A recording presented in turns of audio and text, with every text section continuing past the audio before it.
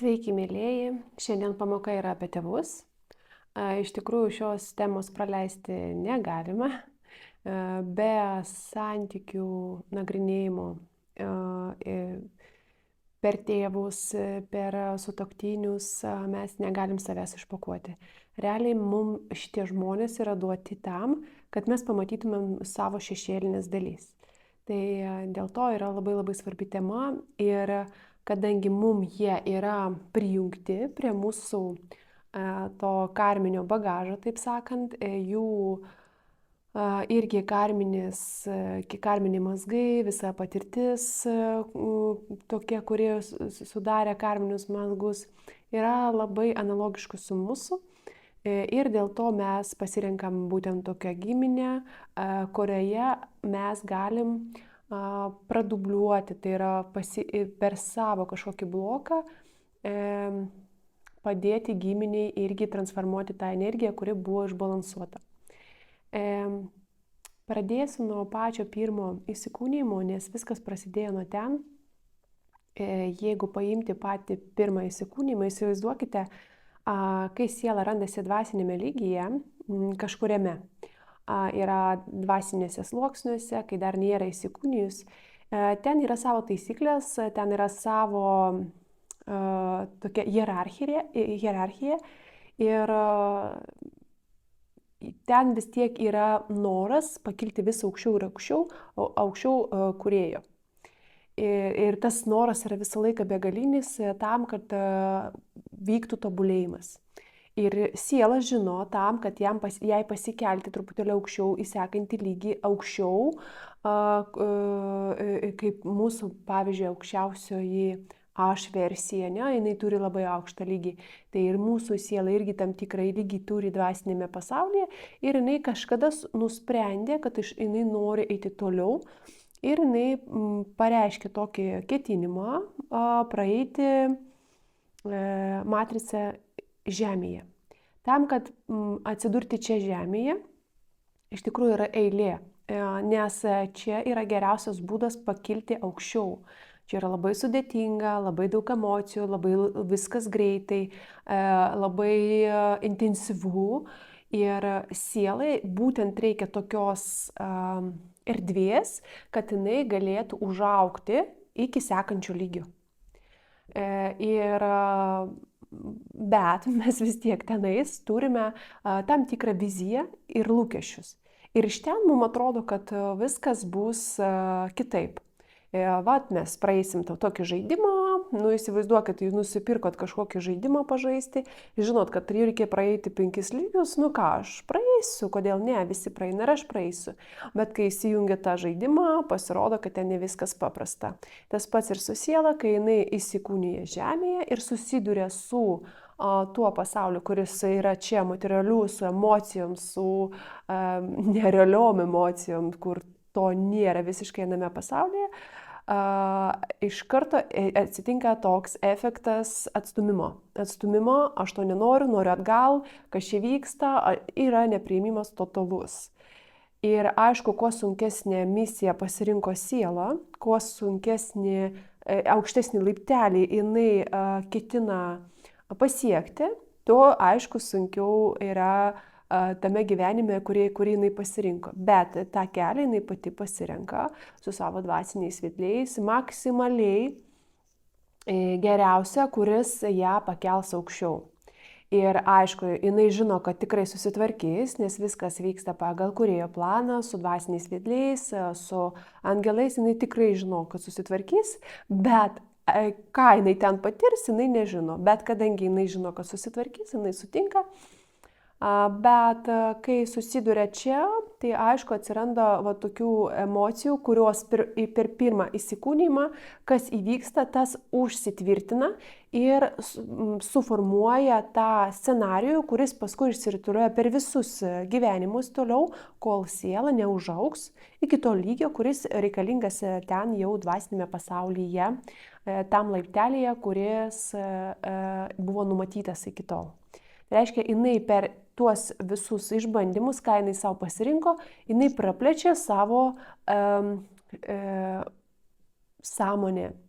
jinai pradeda matyti giliau.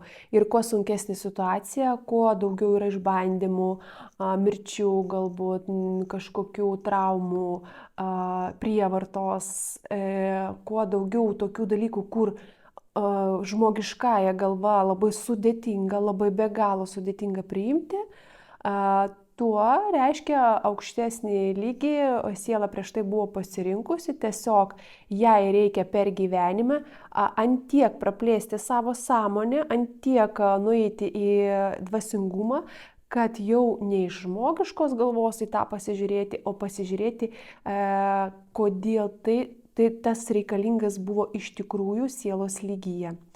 Ir žiūrėti ne per protą, ne, kad proto yra nesuvokiama, kaip galima patirti ir pamatyti tai, kas yra, kas buvo. Ne? Nes jeigu jūs nagrinėsite pačius sudėtingiausius žmonių atvejus, kas galėjo vykti su žmonėmis, visokiausios tragedijos, praradimai, smurtas, be galo tragiškų istorijų yra.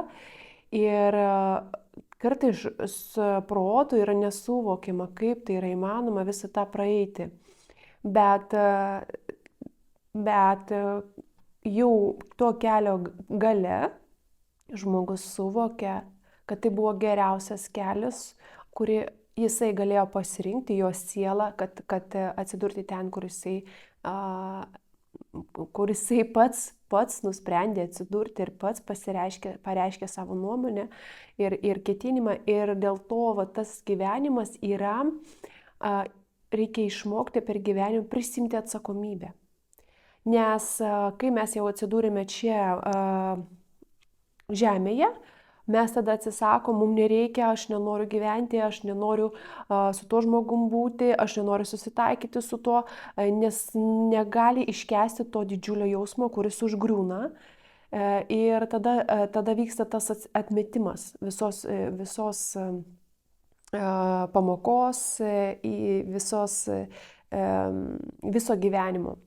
Ir reikia suprasti, kad žmogus turi išmokti prisimti atsakomybę ir suvokti, kad taip, visa tai, ką aš patyriau, ką aš gavau, ką aš turiu, kokius santykius aš turiu, kokius vaikus aš turiu, kokius tėvus aš turiu, aš pats sukūriau tam, kad pasikelti aukščiau.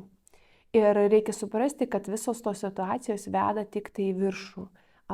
Mus niekas nenori čia kažkaip pažeminti lygiuose, kažkaip nuskriausti ir išspausti iš mūsų kažką. Visa ta sistema, ego sistema, apie kurią aš pasakoju praeitoj pamokoje, yra skirta mūsų auginimui. Ir tą reikia suprasti, bet aišku, mes turėjom visokių įsitikinimų, kad tai yra kažkoks blogis, tam, kad mes išbūtume toje sistemoje. Nes jeigu mes iš karto žinotumėm, kad tai yra kontroliuojama, kad tai iš čia galime išeiti, tik tai užauginus savo kažkokią valią, be abejo, mes negalėtumėm praeiti tų pamokų. Todėl buvo begalės įsitikinimų, kad tai yra blogai, kad geriau ten neeiti ir kad tai yra kažkoks blogis tam, kad tas vidinis konfliktas būtų palaikomas. Tai reikia suprasti, kad ta situacija, kuri užsimezgė per pirmą įsikūnijimą, situacija su dabartinė mama jum ir jūsų įsikūnijimų tėvais, irgi su mama būtent, parodys, kaip siela sureagavo į patį gyvenimą. Ar jinai priėmė jį. Ar jai pasirodė, ar nepasirodė jisai per sudėtingas. Nes galiu pasakyti pavyzdį iš savo gyvenimo, kaip mano pirmas įsikūnijimas buvo, ant tiek ten buvo viskas blogai, kad siela atsisakė savo gyvenimą ir pabaigė gyvenimo suicidu. Ir tas 13 arkanas, jisai veda, aišku, mane per visur, per visus įsikūnijimus, kad aš išmokčiau priimti gyvenimą ir kad siela suprastų, kad gyvenimas ir tą aš turiu praeiti per savo mamą. Nes santykis su mama parodo, kaip siela įsikūnijant pasijuto ir priėmė gyvenimą, įsikūnijimą, tą materializavimą savo dvasios. Tai ir per savo santykį su mama jūs pamatysite, ant kiek jūs priima tą gyvenimą ir mokot susitaikyti. Nes mes turėjome viziją visai kitokią. Siela turėjo kažkokią viziją, kad bus kitaip. Ir kai jinai susiduria, kad visiškai ne taip, kaip aš norėjau, ir įvyksta vidinis konfliktas ir jisai visą laiką mus tempia, kad aš noriu kitaip, bet yra kažkaip anaip. Ir va tas santykis su mama ir toks yra tarsi tu esi pririštas su visais įsitikinimais, kad ten negalima skriausti, ten negalima pykti, negalima nekęsti šito žmogaus, tu kaip ir, čia yra kažkoks ryšys ir tave tie visi įsitikinimai pririša prie to žmogaus, bet tu negali susitaikyti su tuo, kaip yra, kaip tave apriboja, kaip tavim naudojasi, kaip į tave reaguoja.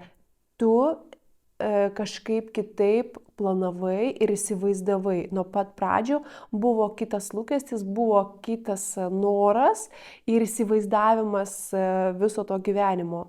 Ir dėl to tas konfliktas, aš noriu vienaip, bet vyksta kitaip ir tas nesusitaikymas viduje mus labai išardo. Ir mes jaučiamės labai tokie apriboti. Tai todėl per santykius su mama aš rekomenduoju pasižiūrėti, ko jūs mokina, nes ne šiaip jūs savo pasirinkote mamą. Ir aš jums pateiksiu nuorodą suderinamumo, aš dar kalkuliatoriaus nesu suprogramavus, aš manau, kad su laiku aš tą padarysiu, bet aš galiu nukreipti ten, kur jau yra kažkieno sukurtas kalkuliatorius ir šiaip tai galima ir paskaičiuoti. Tiesiog paskaičiuojami yra arkanai patys didžiausi ir viduriukas ir jų susumuojami skaičiai ir suvedami iki vieno natūralaus skaičiaus. Per matricą, per suderinamumą jūs galite pasižiūrėti, ko mokina mama. Pavyzdžiui, mano suderinamumo matricoje yra 15 ir 20 arkanas su mama. Tai reiškia 15 pas mus buvo magija. Magija tai reiškia, kad buvo kažkokia magiška programa, kuri uždarė man kažką viduje ir to pasekoje aš tiesiog atsisakiau gyvenimo. Ir tai buvo mano pasirinkimas iš tos pusės, iš sielos pusės. Aš pati nusprendžiau, kad taip yra geriausia sužlugdyti mano gyvenimą tokiu būdu, kad aš paskui galėčiau pasikelti aukščiau. Ir 15 tai yra magija ir 21 tai yra apribojimas, nes jeigu pliusė tai yra totalus priėmimas viso pasaulio, tai minuse tai yra apribojimas ir užsidarimas. Tai visą gyvenimą aš jaučiau tą apribojimą, kad aš negaliu būti laisva, aš neturiu teisės pasirinkti taip, kaip aš noriu. Aš noriu gyventi vienaip, man tenka gyventi kitaip. Visą laiką ir kažkokia mistika visą laiką vyksta, nes 15 jisai duoda kažkokių sudėtingų tokių būsenų, nesuvokimo atrodo, tu darai ir tiesiog tave tarsi tu esi užprogramuotas, yra kažkokia programa, kuriai tu turi paklūsti ir tiesiog atrodo nėra pasirinkimo kito. Ir tas tarsi vienoje vietoje tu esi pririštas, kad tu negali, tu esi pririštas su kažkokia programa, bet yra noras pabėgti kitaip, daryti kitaip, aš noriu savaip, bet tu negali, yra apribojimas. Ir tai parodė, visas mano gyvenimas parodė, kaip aš mačiau savo pirmą įsikūnymą, kaip aš ten nesusitaikiau su tuo. Supykau, reiškia, ant kūrėjo, supykau ant to žmogaus, kuris man padarė magiją, tai buvo mano mama, tame įsikūnyme jinai nebuvo mama, bet ant to žmogaus. Ir paskui, ką aš praradau, aš nesusitaikiau su tuo, kad aš praradau kažką, šeimą, mylimą žmogų ir taip toliau. Ir aš ant visų supykau ant savęs, nes aš tapau labai negraži ir nepriimtina ir taip toliau. Ir iš tikrųjų atsisakiau šito gyvenimo ir pasakiau, aš taip nenoriu ir man tai bloga ir paimkite mane atgal. Nu, ir iš tikrųjų va, ta istorija pasikartoja ir šitame įsikūnyme. Dabar, kai mes vyksta išsipakavimas, būtent šitame laikotarpį, kai yra perėjimo laikotarpis, tai būtent mes prisimenam tą pirmą įsikūnymą ir jisai labai panašus yra, kaip ir dabar viskas vyksta ir šiame gyvenime. Tai santykių su mama nereikia nuvertinti, reiškia, jūsų sielai taip reikėjo visų pirma susitaikyti, prisimti atsakomybę, aš pati tą pasirinkau, mano sielai reikėjo pasikelti kitą lygį, dėl to tai yra geriausias scenarijus, kas galėjo būti, nors gali būti visiškai nesuvokimų galva dalykų. Tas pats aišku ir su tėčiu, bet ten yra kitas dalykas, ten yra tas santykis parodo, ką siela, koks santykis jos buvo su kūrėju, kai jinai įsikūnijo, koks buvo santykis su kūrėjo, nes pavyzdžiui, su mama tai bus su gyvenimu, ne, koks ryšys ir požiūris į gyvenimą, o santykiai su tėvais, su tėvu parodys, kaip siela galvojo, kokį ryšį turėjo tada su absoliutu, su kūrėju. Ir pavyzdžiui, jeigu jinai buvo susireikšmino, turėjo savo kažkokius magiškus ekstrasensorinius sugebėjimus ir jinai galvojo, kad jinai pati yra Dievas ir jai daugiau nieko nereikia, kad jinai pati gali sukurti tą gyvenimą, ne, kaip mano atveju buvo, ir jai jokių čia aukščiausių jėgų nereikia, aš pati susitvarkysiu. Ir paskui dar supykimas ant tokio gyvenimo ir dar kūrėjas kaltas už tai, ir apkaltinti tai, ir man nieko iš tavęs nereikia ir taip toliau. Tai iš tikrųjų tas to pasiekoje, aišku, tokį tėvą ir gauni, ir iš tikrųjų turi pats pasiekti tai, ko tu nori šitame gyvenime. Niekas tau nepadeda, nes tu kažkada atsisakėjai to. Tai vat santykis su tėvu bus būtent tas atspindys, kaip tada siela,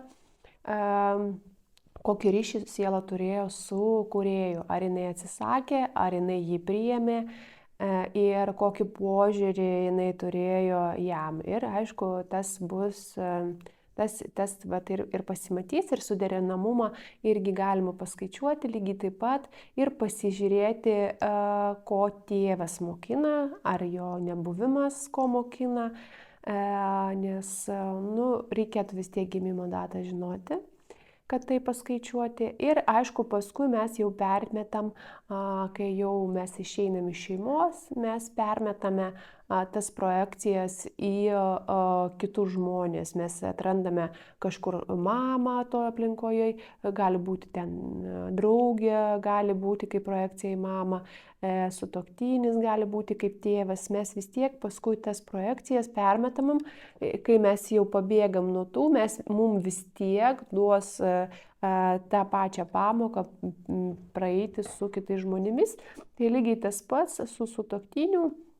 Jeigu jūs esat moteris, tai vyras jum parodys santykį su jūsų tėvu ir su tuo pačiu, aišku, vat, jeigu žiūrėti į pirminį tą įsikūnymą su kūrėju, ką jūs apie tai galvojate, ir jisai, aišku, plus atspindės jūsų šešėlinės dalys, kurios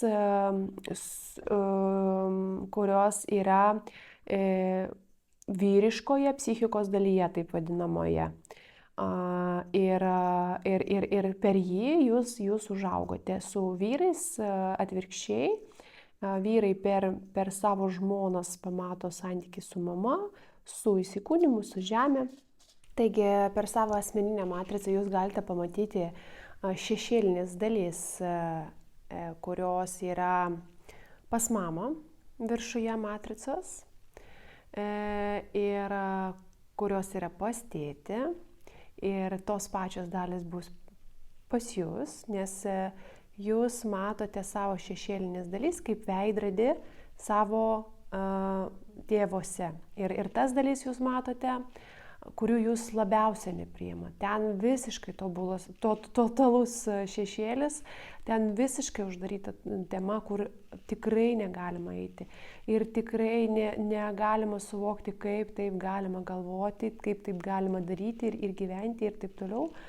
Bet kai jūs išmoksite tą matyti, tam reikia laiko, jūs pamatysite, nes jūs visą laiką įsivaizduojat, kad jūs esat visiškai kiti ir bandote būti kitais, bet realiai viduje jūs esate jūsų mama ir tėtis. Bet būtent tokią būseną, kokią turi mama, jūs turite viduje savo moteriškos dalies, tokia būsena, kuri turi tėtis, yra būtent jūsų vidinės vyriškos dalies būsena. Ir su to reikia susitaikyti. Ir tiesiog, kai jūs tą pamatysite, suprasite, kad jūs nesate toks, kokį jūs save įsivaizduojate ir bandote pateikti pasauliui, kad jūs esate va tokie, priimsite taip aš tą priimu. Ir tada jau galima kažkaip transformuoti ir suprasti, ko mokina tėvai, ko mokina mane būtent tos visos situacijos su tėvais. Kaip tuos skaičius analizuoti, nes iš tikrųjų konkrečių tokių, kad kiekvienas meistras ir pasakytų, kad teoriškai yra vienetas reiškia tą suderinamumą, dvejetas tą, nėra, yra maždaug panašiai kažkoks panašus apibūdinimas, bet konkrečiai man labai padeda metaforinės kortelės. Ir būtent tos meilės kortas, kur aš reklamuoju, ten visi psichologiniai konfliktai. Galbūt jūs surasite dar kažkokius metaforinės korteles, kur bus atvaizduoti psichologiniai vidiniai konfliktai ir labai paprastai, be jokių, pavyzdžiui, kaip taro, ten labai sudėtingai. O metaforinės psichologinės kortelės paprasčiau yra suprasti, koks konfliktas vyksta. Ir tiesiog užduodat klausimą, kokios programos yra tarp mūsų su mama ir ištraukinėja tol programas, kol jums viduje nepajausit, kad stop. Ir pamatysite visas programas. Jūs taip iš pasąmonės į sąmonę iškraunate tas programas ir tada jums reikia kiekvieną pasižiūrėti ir pamatyti, taip, iš tikrųjų ir pamatyti, pajausti, kur aš tą darau, kaip mes taip sąveikaujam, kodėl tas vyksta. Ir tas pats ir su tėčiu, imti iš pasąmonės per tas korteles galima, ką mokina mūsų santykiai ar jų neturėjimas, pavyzdžiui, arba mamos neturėjimas, lygiai tas pats jūs galite per tą analizę. Nes ieškoti teorijos, tai iš tikrųjų toks dalykas geriausia per savo pajautimą ir kiekvieną individualų atvejį nagrinėti, neieškoti kažkur. Aišku, pradžioje tai yra ieškojimas iš visų, ten paklausai, ten kažką išgirsti, ten pasisemi ir paskui leisti savo tą informaciją visą sudėti į kažkokią vieną ir pasižiūrėti, kaip pas mane. Nes viename etape jums vienas sluoksnis pasimatys, biškį vėliau dar vienas, nes jūs negalite visko suprasti. Būtų labai paprasta, kad jūs pamatytumėt viską ir jūs iš karto paleistų visus programas. Programos paleidžia tik tuomet, kai jūs suvokėte, kam jinai buvo reikalinga ir tikrai užaugote. Tai va toks mano patarimas, kaip analizuoti programas. Taigi matricoje, dar pakartosiu, mamos šešėlinės pusės yra viršuje, mamos giminės programos yra apačioje nagrinėjimas, irgi tos pačios programos, kurios dubliuojamos su jūsų šešėliniam dalim, kurių jūs atsisakėt, čia kaip išskaidyta siela jūsų buvo, kada nepriėmėt savo gyvenimo ir pamokų. Ir per tuos suvokimus, per tų energijų suvokimą, jūs pamatot, ką jūs darote ne taip ir bandot kitaip, bandot transformuoti gyvenime, Dar ne viskas, iš tikrųjų mūsų tėvai ne vienintelis dalykas, ką mes turim pradirbti, tai yra už tėvų stovi visa giminė. Labai daug sielų, kurios maldauja, kad jiem padėtų kažkas, nes jiem nepavyko praeiti, jiem nepavyko pasikelti ir mes visą laiką pasirenkam savo tėvus su visa giminė. Ir ta giminė stovi už nugaros ir viskas, kas liečia jūsų kairėje pusę, tai bus mamos giminė, viskas, kas skauda, kas yra kažkokie blokai yra kairėje pusėje, tai viskas yra mamos giminė. Dešinė pusė tai yra atsakinga už tėvelį, tai yra ir smegenų pusrutuliai, vyriška, moteriška dalis, viskas tai yra padalinta. Ir čia yra atsakinga, pavyzdžiui, dešinioji pusė už vyrišką jūsų aspektą vidinį, už jūsų valią, už jūsų mokėjimą realizuoti kažką, o moteriška dalis už noriu, aš noriu, už aistrą, už gyvenimą, už materialumą ir taip toliau. Tai tam, kad mum sujungti, subalansuoti tas vietas, mum aišku reikia padėti giminiai. Nes giminė, visa giminė, visos tos sielos, jos turi patirti ne tik tai neigiamą, bet ir teigiamą. Ir pradžioje mes per savo išgyvenimus, suvokimus, mes kai paverčiam, transformuojam savo programą, suvokiam, aha, aš supratau, aš darysiu kitaip. Toks spindulėlis, kuris jau praeina per tą, jisai praeina per visą giminę, jie gauna resursų. Ir tas pats su vyriška pusė, aha, aš supratau, aš darysiu kitaip. Ir tada mes primaitinam ir kitą kanalą, kitą giminę.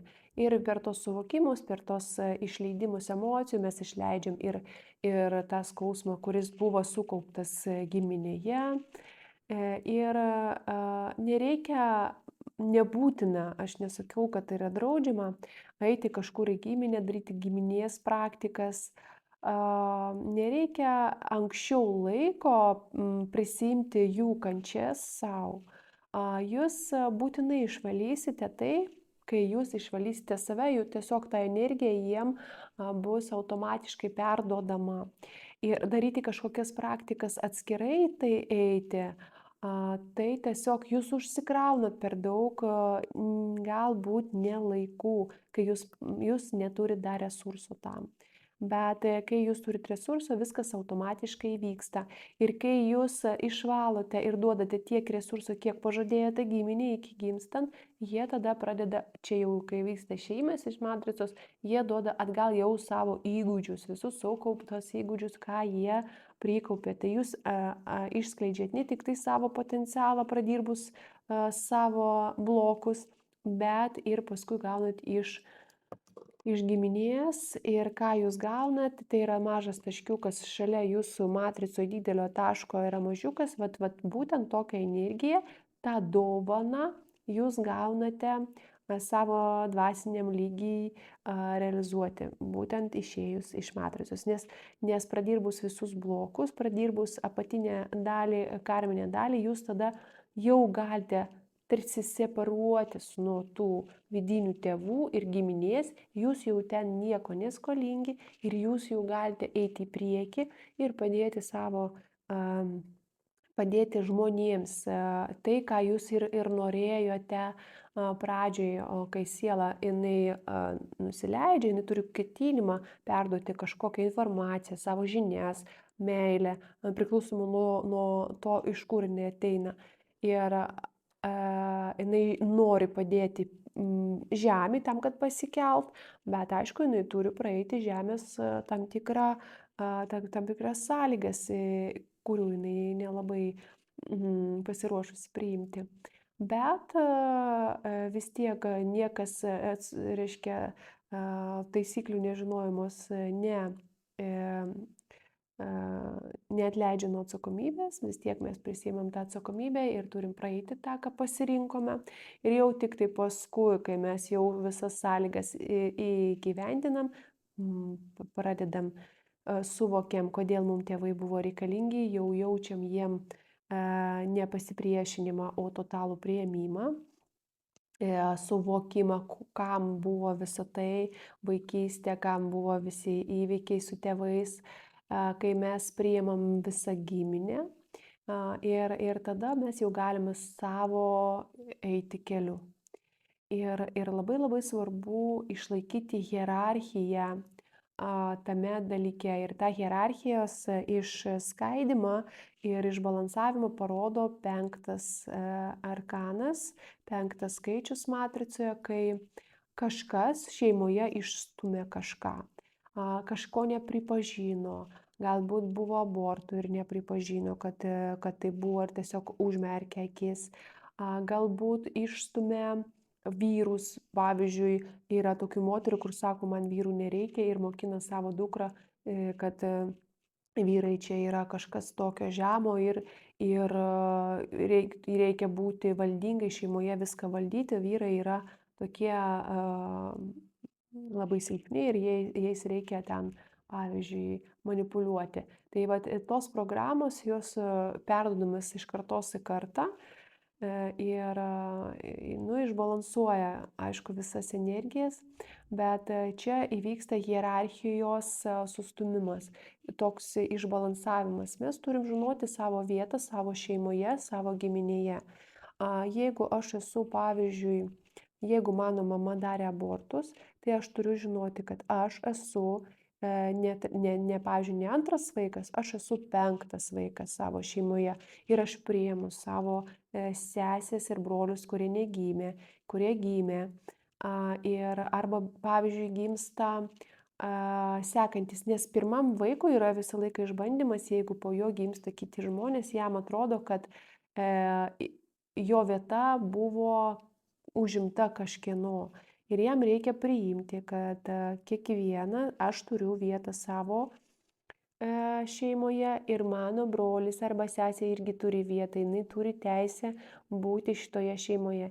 Nes visą laiką pirmam vaikui atrodys, kad jam davė mažiau meilės, ir dėl to jisai tarsi išstumtas jaučiasi. Ir jam reikia pačiam grąžinti save į šeimą. Čia yra tokie svarbus iš tikrųjų dalykai, nes energetiškai tada visas energijos takelis, kuris turi eiti per giminę, jisai nutrūksta. Arba, pavyzdžiui, vaikas, jeigu mama sirgo, pasijuto, kad turi prisimti atsakomybę už mamą ir būti, slaugyti, pavyzdžiui, būti mamai arba ten tėčiui mama, arba mamai mama, pasikeičia. Mes turim žinoti, kad mama ir tėtis, jie yra didesni, jie turi savo vietą hierarchijoje, jie yra pirmi, mes vaikai esame antri ir mes mažesni, mes gaunam iš jų, ir nepakeisti taip, kad mes duodam tėvams, mes iš jų gauname. O mūsų visi įsitikinimai, jie atvirkščiai rodo, kad mes turim kažką duoti tėvams, turim kažką jiem visą laiką, esam skolingi už gyvenimą, bet realiai mes nesam skolingi už gyvenimą ir už tai, kad jie mus užaugina. Bet mes turim žinoti, kad kai mes tik tai gausim meilės savyje, mes padėsim jiems. Bet jeigu aš dabar neturiu resurso, aš kažkaip padėti ir per save lipti, aš tiesiog negaliu, ir tiesiog reikia pasitikėti to žmogaus angelais, vedliais, kad jisai pats turi susitvarkyti, jisai pats turi tvarkytis ir nebijoti nuvilti savo tėvus. Nes jeigu yra baimė nuvilti savo tėvus, tai yra pirmas ženklas nesaugimo. Vakar žiūrėjau tokį multiką. Elementai, elementaru, elemental, apie stichijas, ir labai gražu yra pasižiūrėti būtent tą modelį, kai tie vaikai jaučia skolingi už tai, kad tėvai jiem kažką davė. Tai va čia yra neteisingas požiūris, kad reiškia, vaikai yra tarsi mažesni hierarchijoje. Jie yra vaikai ir jie priimantis. Bet aišku, reikia visą laiką turėti tokį dalyką omeny, kad visos sielos kūrėjų yra viename lygyje. ir nesusireikšminti ir nestatyti savęs aukščiau už tėvų. Arba kaip tik nedaryti tėvus dievais, kad jie yra aukščiau visko ir tik tai jie čia sprendžia ir kaip mama pasakė, taip ir turi būti. Kad neiškraipyti viso to modelio. Kūrėjas yra kūrėjas. Tėvai nėra mūsų kūrėjas. Iš tikrųjų, tėvai yra tiesiog tai mūsų mokytojai, per kuriuos mes mokinamės. Jie sudarė su mumis kontraktą, kad jie mums padės. Ir reikėtų dar tokį niuansą suvokti. Mes, kai gimstame, tai mes tarsi projektuojame tą, ką mes turime šešėlėje, mes nematome. Ir tam, kad mums tai pamatyti, mes projektuojame į mamą. Moterišką dalį projektuojame į mamą ir matome joje savo tą šešėlio atspindį. Ir taip pat vyriškos dalies matome tėvelyje.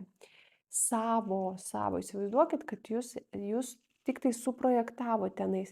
Ir dėl to mama gali dirginti, nes jūs ten nepriimat, bet labai norit suartėti su ją. Realiai yra labai didelis noras iš jos gauti meilę, susijungti, nes tai yra jūsų dalys, nes jūs joje matot tik tai savo dalį. Ir yra begalinis noras susijungti ir gauti tos meilės, bet yra tokia begalinė neapykanta tam, nes aš tos dalies nepriėmiau. Ir tas priešiškumas toks, iš vienos dalies aš noriu meilės, bet iš kitos dalies mane atstumia, aš nenoriu to priimti, nes jūs nepriimate savo dalies. Jums reikia suvokti, kad jūs tėvuose matote tik tai projekciją savo tų paslėptų šešėlinių dalių. Ir tas turėtų toks gilus suvokimas ateiti, kad jie nekalti, kad jūs suprojektavo tas dalys. Jie tik tai padeda jum atspindėti ir pamatyti, kas yra paslėpta. Ir kai tas suvokia, tiesiog visiškai kitas ateina suvokimas apie santykius.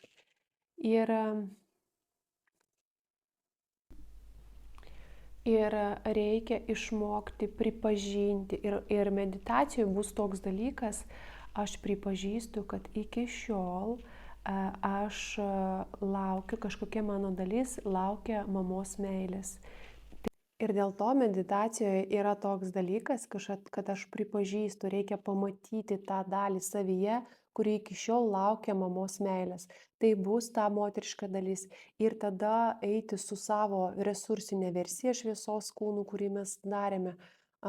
Eiti ten, tarsi aš ateinu ir duodu tos meilės vietoj mamos ir daryti tą perjungimą kanalo, kaip aš sakiau praeitoj pamokoj, tiesiog nuo mamos perjungti į tą šviesos kanalą, kad primaitinimas vyktų iš ten, kad man nereikia daugiau laukti iš mamos tos meilės, nes ten buvo tik tai projekcija, dėl to aš laukiu kaip iš savo dalies. Todėl aš į savo tą pačią dalį perjungiu tą tokį laidelį.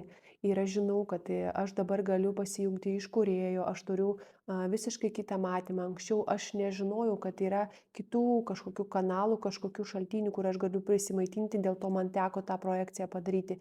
Lygiai tas pats su tėvu. Pripažinti, kad aš tikrai turiu viduje kažkokią dalį savęs, išjausti pasąmoningai, įeiti ten ir surasti tą dalį per meditaciją, kuri iki šiol laukia pripažinimo iš tėvelio, kad jisai palaimintų, kad jisai pripažintų ir duoti tai meiliai, pajausti tą tokį jausmas atsiras, kad taip yra ta dalis, jinai tokia bus nuskriausta, kurie nori dėmesio, palaikymo, apkabinimo ir tiesiog irgi įvaizduoti su tą šviesos versija, kaip vyksta perjungimas kanalo ir tas vidinis vaikas, ta vidinė vyriškoji dalis jau pasisemia informaciją, energiją būtent pasikrauna iš tos jūsų dalies, nes ten irgi stiprus labai ryšys, nes jūs norėjote meilės, nes galvojate, kad tai yra jūsų dalis, bet realiai jums reikia atsikabinti nuo to ir matyti kitomis akimis, kad tėvai yra tiesiog atspindis, jie tiesiog jums padeda, tai nėra jūs, nes reikia pripažinti, kad tėvai, mano mama nesu aš. Mano tėtis nesu aš. Aš turiu savo gyvenimą, tėvai savo gyvenimą. Ir nuo šitų dalykų prasideda separacija. Ir labai svarbu toks dalykas prieš tai, prieš darant meditaciją, išleisti agresiją. Dėl to labai rekomenduoju parašyti laiškus tėvams, sutuoktiniui, žmonai, aš tavęs nekenčiu ir surašyti už ką. Ir nebijoti to, nebijoti visiškai, kad tai yra nepriimtina, kažko nekęsti. Tiesiog jum išprovokuos tas žodis, išprovokuos kuo daugiau išleisti emocijų, nes jūs tą perjungimą ir tą atleidimą galite padaryti tik tai tuomet, kai paleidote, išleidote tas emocijas, kurios buvo sukauptos, kai jūsų lūkesčių neatitiko jūsų mama ir tėtis, nes jūs vis tiek kaip vaikas turėjote lūkesčių, kad jūsų mama mylės ir viską darėte tik tai tam, kad jinai pamiltų, nes matėte ten savo dalį ir buvo be galo didelis traukimas tam ir noras susijungti. Tas pats su tėčiu. Tiesiog reikia pripažinti, reikia suvokti, kad yra tos agresijos tikrai viduje ir padavinėsiu sluoksniais.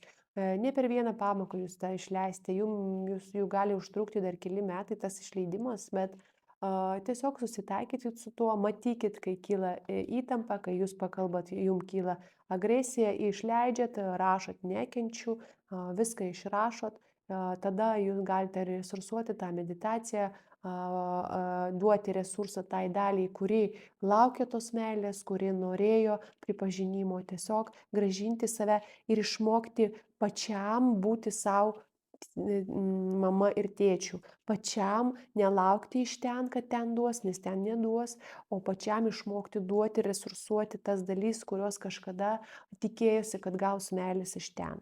Tai yra tokia praktika resursavimo savo vidinio vaiko ir separacijos nuo vidinių tėvų. Ir tiesiog jūs per tai visą laiką turite suvokti, matyti per tą bendravimą ir santykiuose lygiai tas pats, ne, jeigu jūs, pavyzdžiui, tėvo neturite, tai santykiuose žmonai bus vyras, mamos neturite, tai bus žmona, tai vis tiek jum paduos kažkokią vyrišką arba moterišką aspektą, kuris tai jum trigerins ir pakels tos jausmus ir tas programas. Ir tiesiog per tai jūs turite suvokti, ko išmokote ir padėkoti, nes čia yra labai svarbus gilus suvokimas, paleidimui reikia suvokimo ir padėkos. Kuomet jūs viską išleidžiat, visą pyktį iš tikrųjų ir praeinate visas programas ir suvokėte visas pamokas, jum atsiras jausmas, supratimas sielos lygyje, ką tas žmogus kaip siela davė jūsų postūmiui, jūsų dvasiai, kaip jūs pakylote per tai. Ir tada atsiranda meilė. Tada viduje jūs pajausite tam žmogui dėkingumą. Ir per tą pojūtį tas žmogus, tos jūsų dalis vidinės prisimaitina visų pirma, nes ten jūs jau iš karto nukreipia tą energiją, tą dėkingumą. Gauna mama, tėtis ir visa giminė pradeda gauti tą meilę, tą energiją, kai įvyks visas tas suvokimas. Ir tada visiškai kita energija, visiškai kitas jausmas atsiranda ir nuo čia prasideda meilė. Ir nuo čia prasideda tas tikrasis jausmas nuo dėkingumo.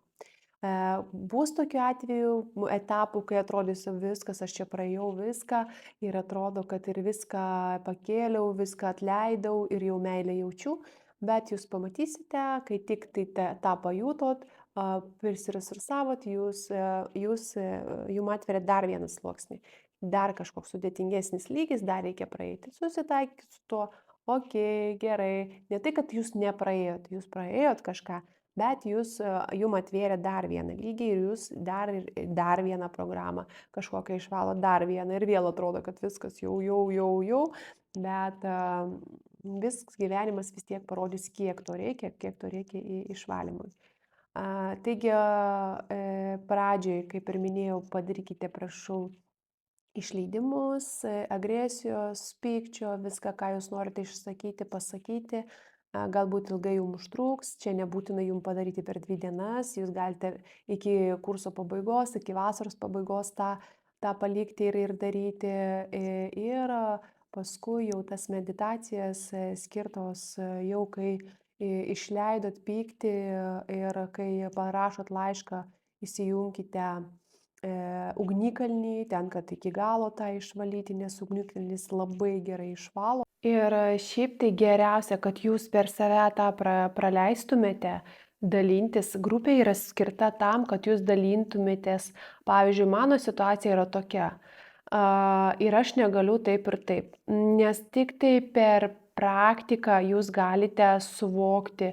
Jum teorija nieko neduos. Aš iš tikrųjų labai kviečiu dalintis savo išgyvenimais, savo patirtimi grupėje, tam jinai ir skirta, nes be šitų dalykų jūs nesusigaudysite, čia yra labai daug informacijos. Tik tai praleidus per save ir suprato savo matricą, kaip jinai veikia, jūs galite suvokti ir tada padėti kitiems. Taigi drąsiai rašykite, nes tam ir skirta, nepraleiskite progos tą daryti. Aš tikrai visiems padedu, nukreipiu ir nebijokit susidurti su kažkokiu nepriėmimu, kad jūsų gal nepriims, nesupras, nesuvoks, kažką netai pasakysite. Mesgi nesam 1 klasiai. Tai